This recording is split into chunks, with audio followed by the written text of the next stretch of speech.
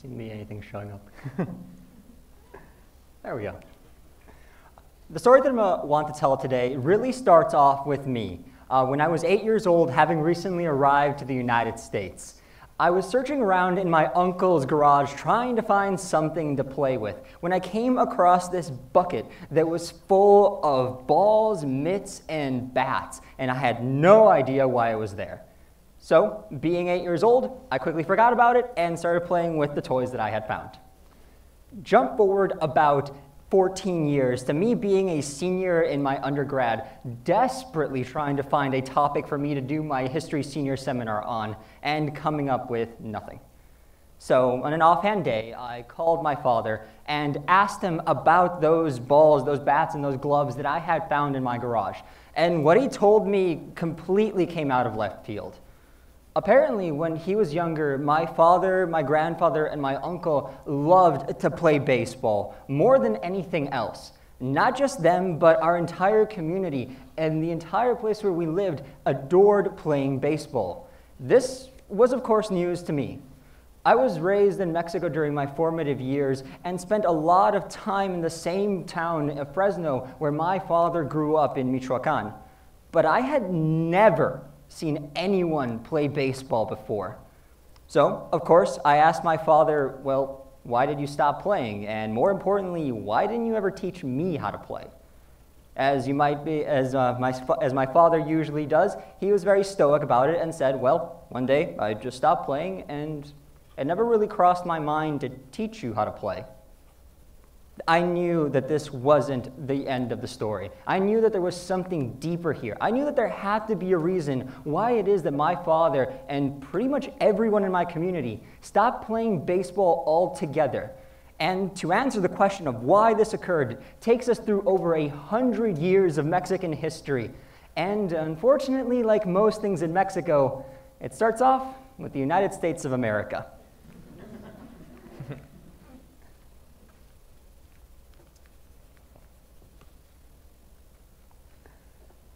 During the early 1900s, expeditions were sent to Mexico in order to map out areas where mines and railroads could be built. The engineers and miners that came along on those expeditions, of course, brought with them ways to entertain themselves. And one of the main ways that they did so was by playing baseball. This was seen as an extremely popular sport at the very beginning, but only with the rich.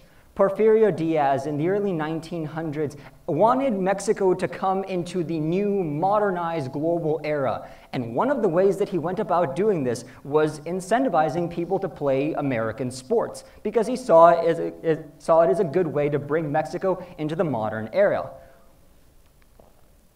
So what were created were these prestigious clubs where the rich could come and play games such as tennis. This is Charles Hamilton, an engineer turned manager and immigrant to Mexico, playing in one of these prestigious clubs in Oaxaca, Mexico. Eventually, though, it stopped being just a sport of the rich.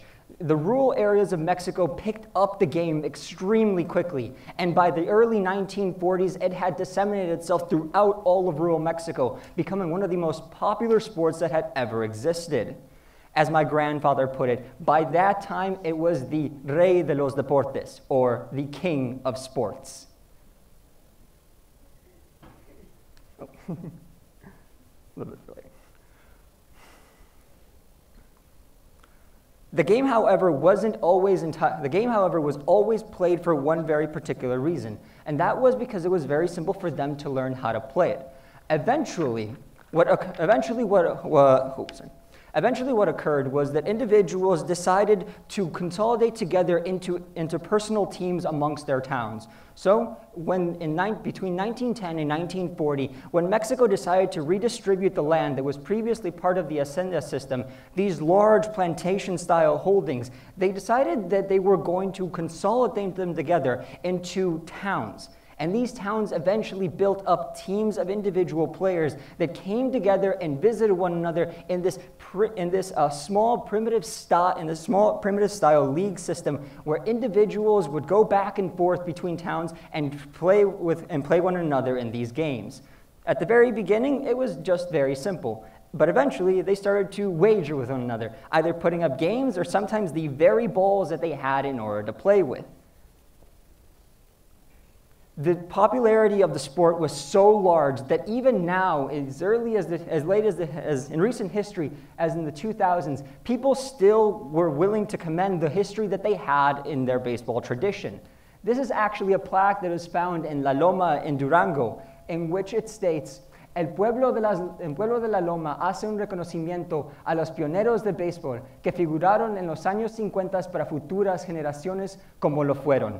They so adored their baseball tradition that they were willing to create plaques to show how much they loved it. A translation roughly states that the pueblo of La Loma recognizes those in the 1950s who brought up the baseball tradition and created it for future generations. Eventually, though, it came to be that the ebb and flow of immigration back and forth between the United States and Mexico dictated when it is that people would play baseball in the rural community.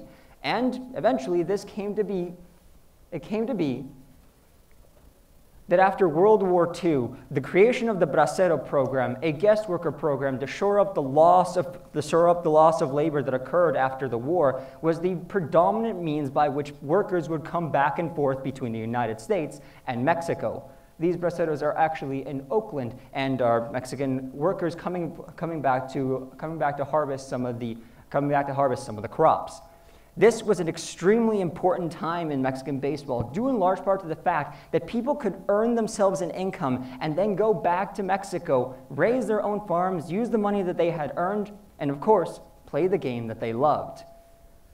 Eventually, though, this too came to an end.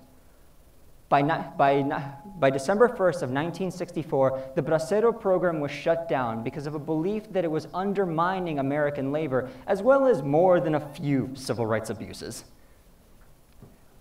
The people that were used to having the Bracero program, in order for them to go back and forth between Mexico and the United States, no longer had that easy source of income. So many of them made the extremely difficult decision of going to the United States and leaving their homes permanently.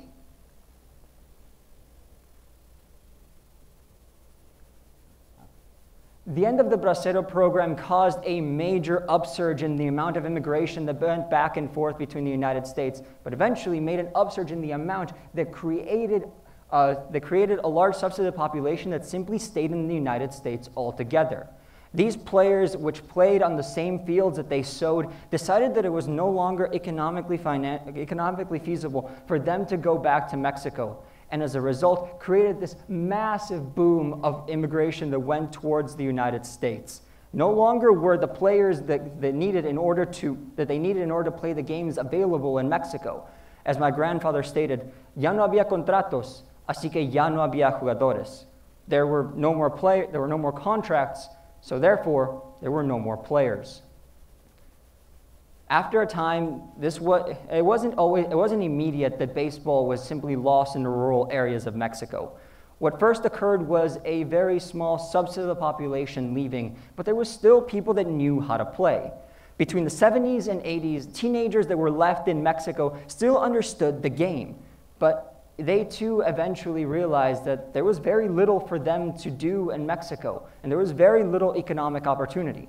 So they took the chance, they left for Mexico, they left for the United States, sometimes as young as 14 years old, and decided that they were going to raise their families there. Eventually, that generation, the generation of my father, decided that they were going to create families and raise entire families that were totally born within the United States, my generation.